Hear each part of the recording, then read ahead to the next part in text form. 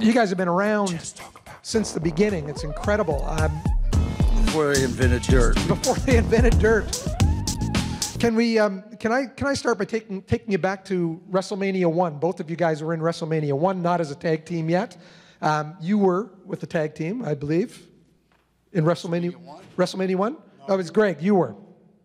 No, I was Intercontinental champion. He wrestled. I wrestled San Martino. David San Martino. That's right. Yes. And that was a double DQ, right? Yeah. That's how it ended? That means you get 2 soft ice creams.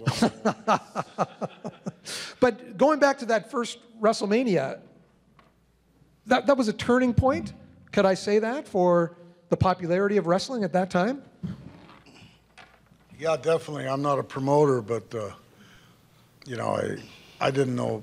Yeah, I guess it was really the first pay-per-view we actually went into. That went into the homes. You didn't have to go out and see it closed circuited, so it was a big deal. It was for me. It was just another day, but then when I really realized what a big thing we were doing, you know, it was great. And did you think we would still be looking at having WrestleManias to this day? What's that? Well, yeah. What is it, up to 34 now? Is that the number, 34?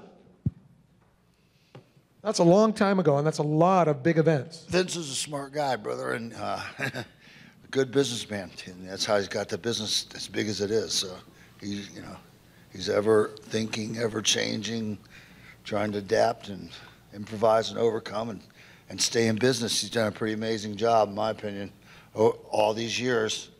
Kept a lot of guys working, and yeah, he did more good than harm. Could have never ever been anywhere close to that. Yeah, if it was still just territories around and stuff. Yeah, some people like to say bad things about Vince, but he really brought wrestling to where it's at, and it's big time, and it's Hollywood, it's entertainment, it's athletics, all rolled into one. So, let's go back to your tag team years together. What was it like working together, and the way it all ended as well? What can you guys say about that?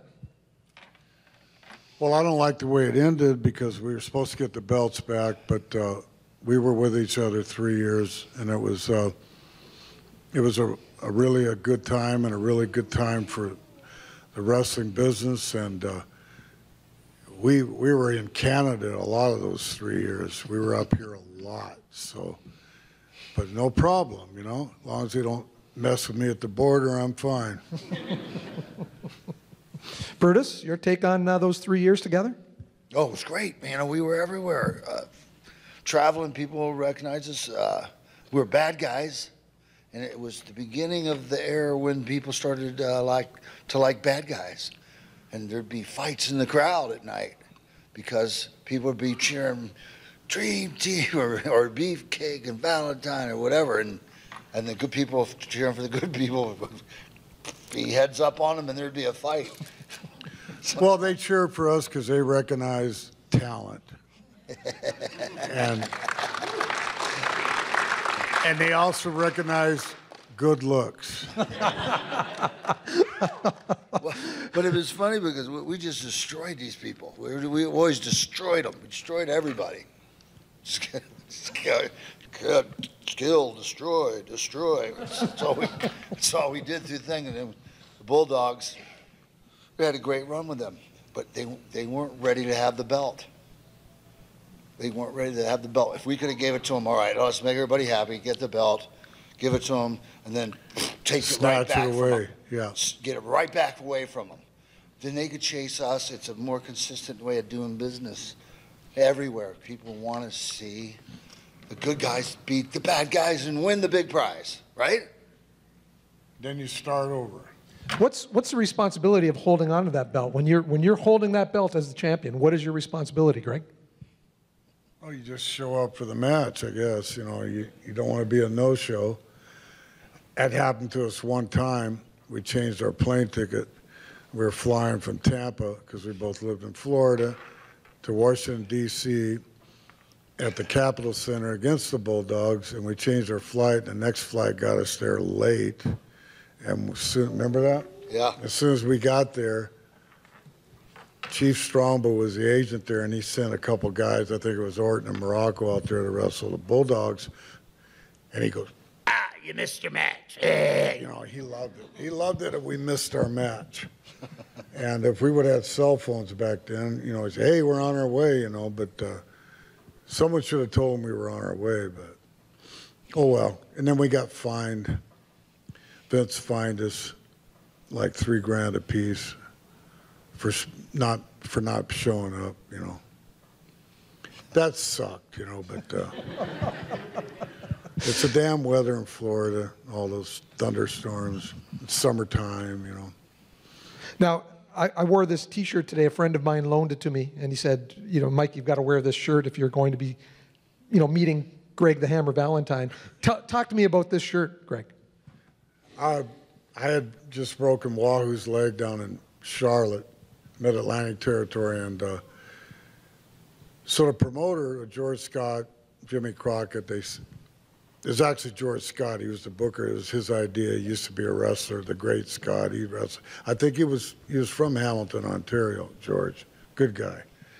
And he said, you need to get a shirt saying, I broke Wahoo's leg. And I looked at him like, God, that really sounds weird, you know. But I did it, and now here it is, 30 years later. It's iconic, you know.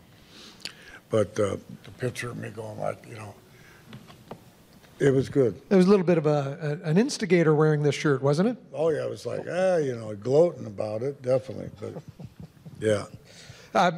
Questions from the audience? Yes. Thank you. Great pleasure to meet you, gentlemen. Longtime fan, like everyone here. Thanks for coming. I'm just curious about your signature bits, where they started. Brutus, your famous beefcake strut, where that came from, and Mr. Valentine, the famous freezing and then the drop face plant. I know Flair does sort of a cousin of that. I'm wondering. No, his isn't as good as mine, though. Exactly. He's here today. Should we bring him in? You guys have an argument about that? No, I know mine's better. It wouldn't last too long. I used to get headaches from it. Oof. You know, I did a fall where I would fall, and I wouldn't break my fall at all, but I'd land like 3 points. I'd land shoulder, side of the head, and then chest over here. So long as I always did that, I didn't get hurt. But every once in a while, the head would fall down before the rest of it. I'd knock myself out practically. But it was, yeah, it was iconic. The headaches finally went away about 2 years ago. Wow. Brutus? Oh, geez. Well, I just tried to get something different. Brutus Beefcake had crazy egg clothes nobody had ever seen before, and then somebody had suggested or something like doing a strut, and so I experimented around a little bit. Next thing you know, that's what we did was beefcake strut around the ring and stuff.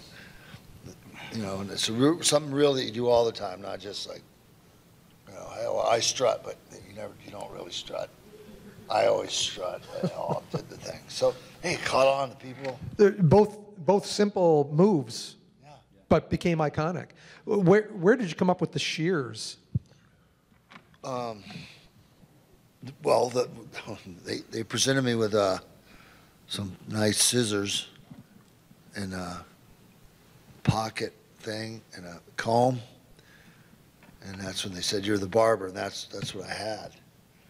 So Figure it out. going to the ring, going to the ring in the arenas, and the people are so far away they can barely see you as it is. So to supersize those scissors. Yeah, you know, so it took me a couple of weeks, maybe a couple months to get it down, but then finally when I brought those things in, everybody's like, "Yeah, that's it."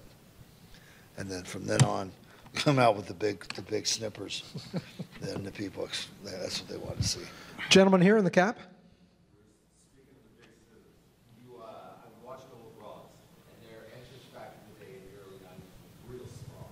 You got people all reaching out, and you come up, and you got the expert, and you're just, I'm watching these people and kids waving their arms, and there had to be 3 fingers lost there. No. Call where you had to never, knock wood, no one's ever been injured in all these years. And these suckers are sharp. They're sharp as, you know, the cut hair with. Hair is hard to cut. Be surprised.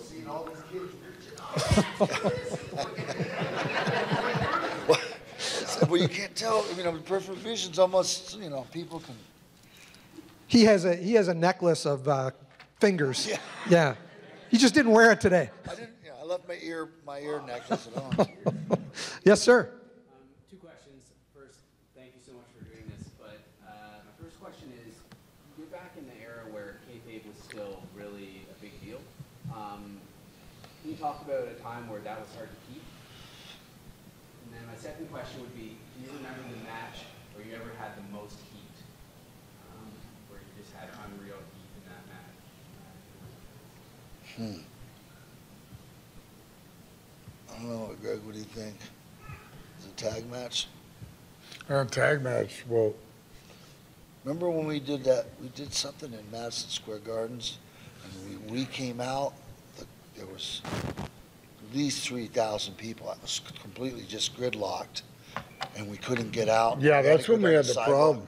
When we left Madison Square Garden, they would hang, because we come out through the bottom, and if we didn't have a car taking us out, you know, I think we walked out or something. No, we had a Cadillac. We had a Cadillac. Okay, yeah, I used to drive my Cadillac. But we had to go down the sidewalk because Right. the crowd just That's right. surrounded us.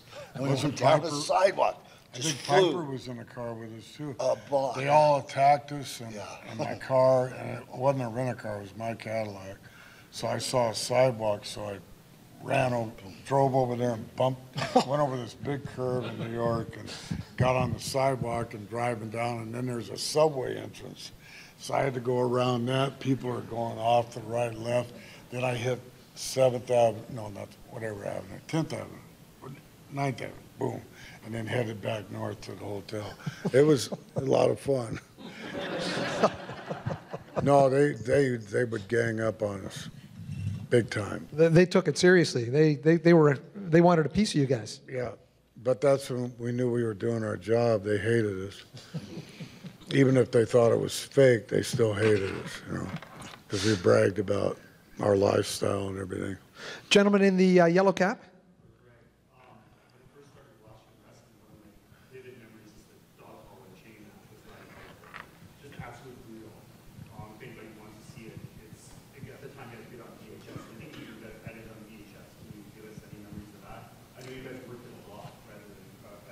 Yeah, you just go on Google and you can pull it up. Yeah, it was a great match, and I don't want to do another one of them. But we were a lot younger then, and we didn't even know what we were going to do, but we went out there and just beat the hell out of each other. And I think it was really the first hardcore match ever, but we didn't call it a hardcore match. It was hardcore, all right. It was. It really was. And we didn't pull any punches. And that match was probably 98% real. And the 2% that was fake was when we were blowed up and couldn't breathe. Gasping for breath. So yeah, it turned out to be a great match, an iconic match. And 5 years after I went up to WWF, people were talking about it still in the airplanes and stuff. And I didn't realize that they put it out on VHS and everything back then. So it still holds true today. Gentleman in the Superman T-shirt. I was wondering what you got there, whether it's one of yours or somebody else's, but what was the best match you ever saw for whatever reason, technical reasons, or just because it, Besides my match? yeah. Or not just maybe one of yours or somebody else's, doesn't matter. Yeah. I was a big fan of myself. I liked this match, and I enjoyed our WrestleMania 2 match. We had so many good matches on Saturday night's main event. I still have copies of them, so they're iconic. But We were, as a team, we were on them more than a lot of anyone four of else. And then I was on even more. And then, but I remember my favorite match was Johnny Valentine my dad against Wahoo McDaniel, and they did it in a studio, WRAL Raleigh, Channel 5, North Carolina. And I went all over the place, and they did that match, and they just beat the hell, chop, chop, chop, boom, boom, boom. And I think my dad finally got out of the ring and left, and then they went everywhere after that and sold out everywhere because they come and see the fight again. You know, it was a real good-looking fight. With your dad have been a wrestler, did you ever think of anything else besides wrestling? Yeah, I wanted to be a disc jockey, rock and roll. I was a big rock and roll fan. You know, I could have went that direction. I'm glad I went this direction. And Johnny Valentine was big name up here in Canada. I mean, he seemed like he was in Toronto every month for 20 years. He lived here for a while, downtown. He lived down there. Gentleman back here with the glasses.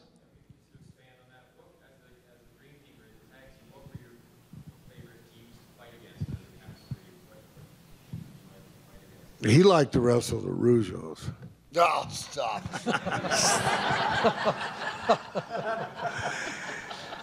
Yeah, the Bulldogs, I guess, we had the most success with, and but we wrestled everybody.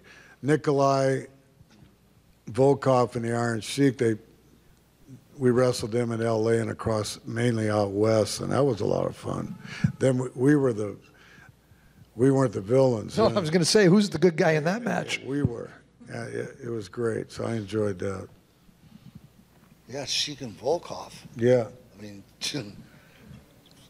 the four of us together, you'd never think, and then Who's ever going to cheer for the Sheik, brought it back and right? sold it out again. That for tag team matches to do that. They were great. They can't sell out a building twice in a row with everything they got. No, that's one thing before that, there was no way a tag team championship match, if they put it in the main event, it would not sell out. But we sold out because people. I mean, as a tag team, we were. You know, I'm blowing our horns, but I mean, we were the best. I think there was a question at the back.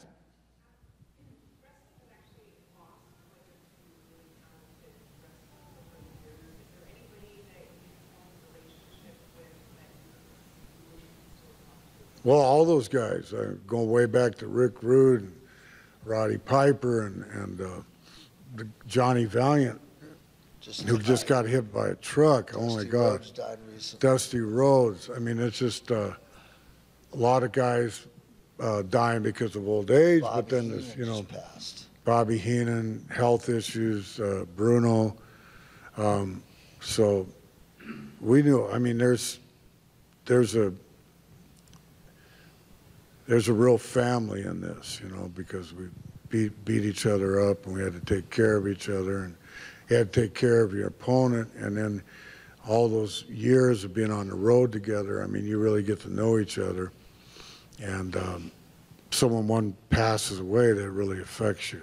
And plus, you can't talk to him anymore. That's terrible. What about the toll that wrestling takes on your body over the years?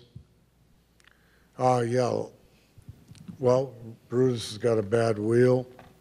I had a bad wheel. I ripped my quad, the biggest muscle in your body, right off my knee. That was 5 years ago. I was still wrestling in Chicago, and the step gave out. So, you know, it's all. I feel good today, but you know, we're just lucky to be here, really are. Gentleman here. You mentioned Johnny Valiant. I know that was a tragedy. Luscious Johnny Valiant, yeah. Yeah. Did you guys have any fun stories about when he was managing you guys? Well, he was just a funny. He looked like quite a character. He was just a funny son of a gun, and he had that cigar. And the interviews we had with him, were fun. He was a fun guy. He We really didn't was. actually really travel Yeah, Johnny. They wouldn't send him on the road all with the time. Johnny, so we didn't really travel with him, but we would always meet up with him at the right spot. Right. Gentleman in the blue cap in the middle. Your bionic elbow ever hurt anybody? Brutus, can you tell me what effect the facial reconstruction had on your career? And can you point out like how? Because I never noticed a change in your face. So, what was the change in your face that you pointed out now? Okay, so this is all for me. Go ahead. I survived unsurvivable situation, and doctors did experimental things to me had never been done, and through the grace of God, it all worked. And they said the skeptics said there's no chance this guy ain't even gonna make it through the operation. But this doctor was so good, and he just boom. And what you see is I'm a little heavier than normal, but my face he reconstructed my entire facial structure. Didn't even have a real good picture of me to look at. They were trying to find a picture, every picture of some crazy Brutus face. And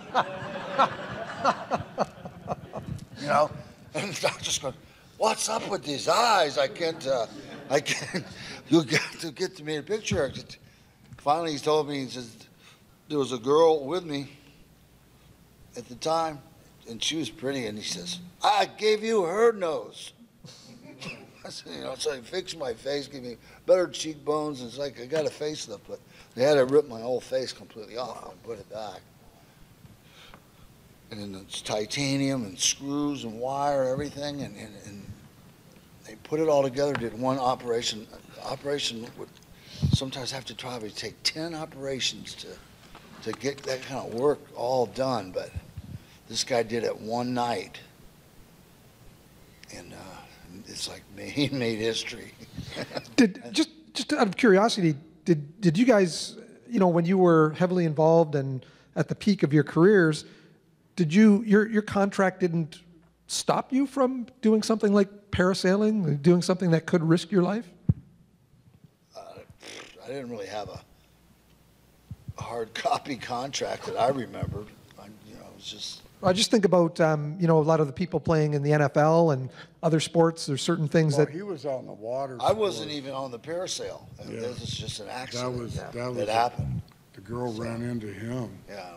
And he was just in as bystander, but it's a freak. It was a freak accident. Yeah, so you couldn't say, hey, he was. It's not like that. Who's the guy, quarterback for Pittsburgh Steelers? He goes out on Ben Roethlisberger without the helmet. He goes out on the bike all the time and gets him wrecked. So that's wrong.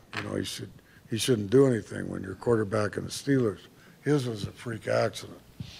Gentleman in the Blue Jay cap. One of my favorite parts is The what? the most hysterical looking back. Ton of fun to watch over and over again. You talk about cutting promos and what went into that, how much forethought, how much was ad-lib. Well, back in our day, it was all ad lib, except when we were on NBC. Then they would give us some kind of crap to say, but we still said what we wanted to say. It was really, they would follow us around on the road with a backdrop, and we'd go up to the top floor of what hotel we were staying in, and we'd do interviews about the upcoming towns, but that was personalized back then. Now they don't, if WWF or E comes to town, they just say WWE's coming. They don't even mention the matches. They might mention the names are going to be, but they probably don't even do that now. Back then, it meant something that the Dream Team was wrestling the Bulldogs, or Brutus was wrestling Hogan, or whatever. I was wrestling Tito. Each one of those matches meant something. So then when we did interviews, they had storylines with the interviews, and we would be able to say, Tito, I'm going to break your leg again, or whatever, It was better back then. Gentleman in the green. This is a question for Brutus. Around WrestleMania 7, there was this masked man that kept doing run-ins during some TV matches. Two questions. Number one, I read that was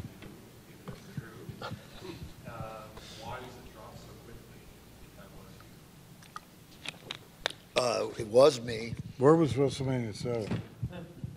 Los Angeles, okay. Yeah, but right before You that. weren't doing that, were you? Well, I was in the ring I was doing some like in the ring testing. In other That was words, just before you got hurt. I mean, after I got hurt. Yeah, okay. You know, and the doctors had told me that absolutely not. Don't, yeah. Was I to get in the ring? Any circumstances whatsoever. But you did come back and do a So we Hulk did a couple Hogan. test runs. I wanted to feel what it felt like to jump off the top rope and jar what my face felt like, and Yeah. how much it would heal, and I mean it felt good, but I still felt like I'd wanted a little more time. Why chance it? Got a second chance?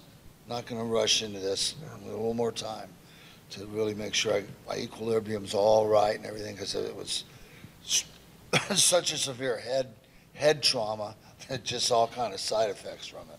Wow. But you know, I'm alive and cooking. I mean, I was blind and they were able to fix that, and it's just amazing how they did that. Let's hear from the young man at the back.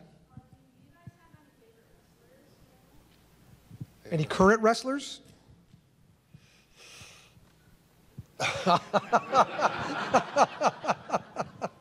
I liked Randy Orton, but now Yeah. he's kind of got weird, though. Yeah. Randy, you know, But Randy's he's old school, friend and of he's our third son generation. of our friend. Yeah. So you Bob. know, I liked him, but I don't know what he's hurt himself so much lately. But he was my favorite of the current guys, yeah, because he's old school. Gentleman in the gray shirt. Yeah, has there been any studies like have a lot of wrestlers have ACT and problems like that from their careers? Has that ever been discussed? What'd you call that? The brain issues? ACT? What? Chronic. I can't remember what it actually stands for, I but got a lot of things wrong with me, and I don't give a damn. Just lead me to the airport, and I make it through security, and I'm ready. yes, sir. Did your elbow ever hurt anybody good? And can you tell me about your relationship with Hogan from the WWE days to WCW days? Well, my elbow, a lot of times guys complained about it. You know, they would, in fact, when I would come at the elbow, they'd try to block it like this, you know, and they end up hurting themselves worse. But, you know, that's just the way I wrestled, but I wasn't going to kill them or anything with it.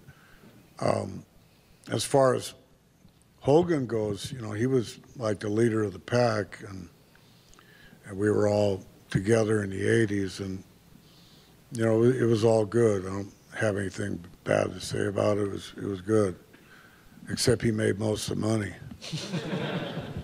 Brutus, your take on Hulk Hogan? Yeah, like he said, he was helped in leading the pack because I was leading him. I was in front of him Yeah, the whole time. But hey, it was a great time. We did 10 years and it went by in a flash.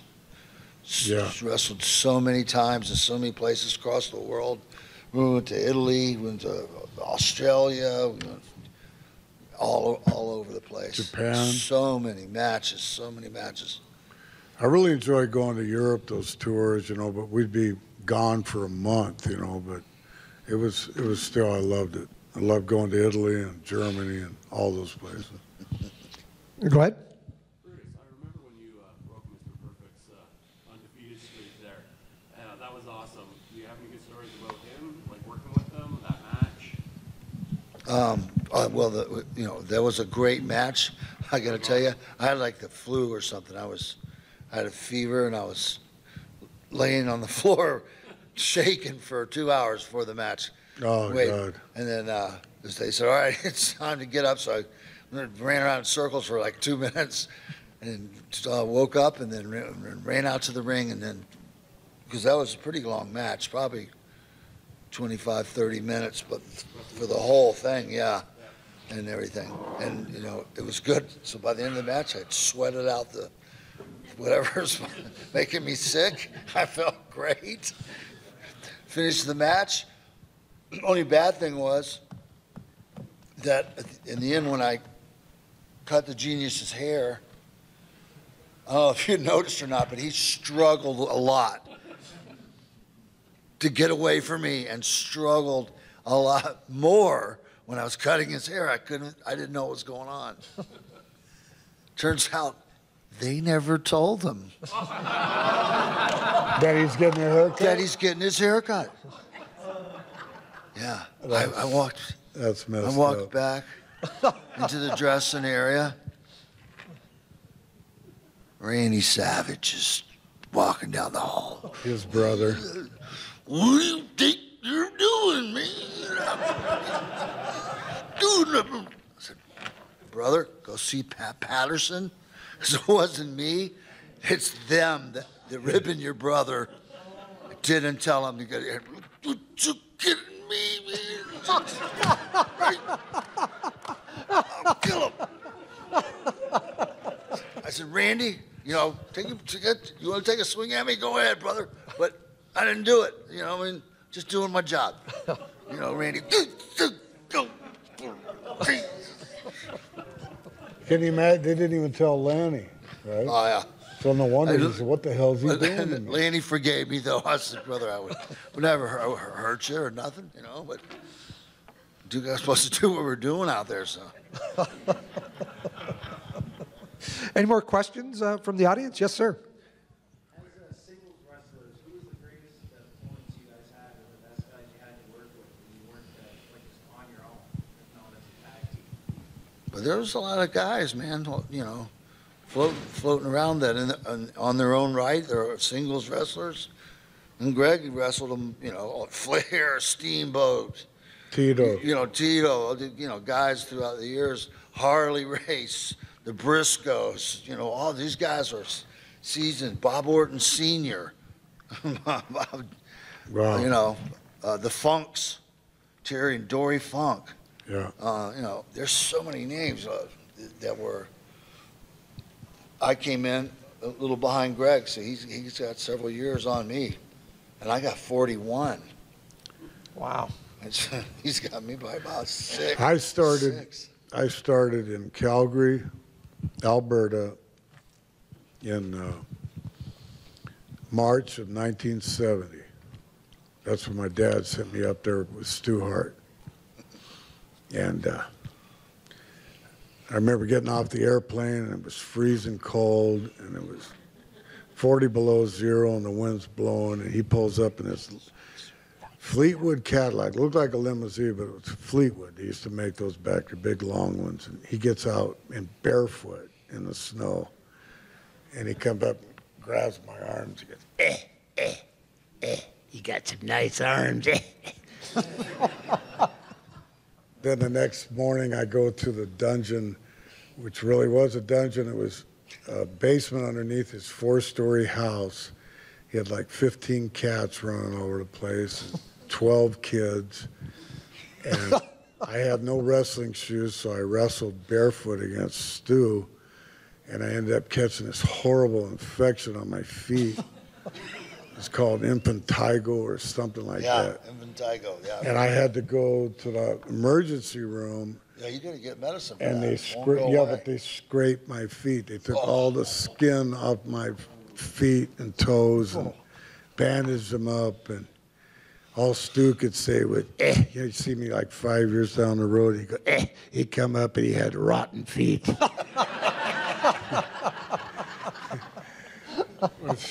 Stu was too much. The Hearts were too much. You know, great wrestling family. I think we have time for one more question. I'm going to ask for someone who hasn't asked a question yet. Is that good? Yeah. We often hear stories about crazy nightlife. Maybe being challenged by somebody at a bar. Do you have any stories you can share about where you've had to put somebody in your place? You mean like fights and stuff? Yeah. No, Challenge you at a bar or anything like this where you've had to, No, they you know what? They wouldn't challenge me. and they probably didn't challenge Brutus, but the toughest guy in our fraternity wrestlers was a guy named Haku. And for some reason, the people would always, or the guys that had too much to drink or whatever and felt spunky, they'd come up and pick on him. And pretty soon he would have them down the floor pulling their eyeballs out because he was the toughest guy, right? Oh, yeah. Toughest guy ever, legitimately. You know, so they would. Why would they pick on him and not pick on me? You know, it was odd. Gentlemen, I think we'll wrap this up. I just want to say on behalf of the audience and on behalf of Niagara Falls Comic Con, it's great to see the two of you together after all these years, sharing some stories, and just being a couple of really great guys together. Thanks for coming. Thank you. Thank you for watching the Convention Junkies coverage of the 2018 Niagara Falls Comic Con. Please like, comment and subscribe to see more, and let us know below what you think of this video. If you would like to help us with future projects, please visit our Patreon page.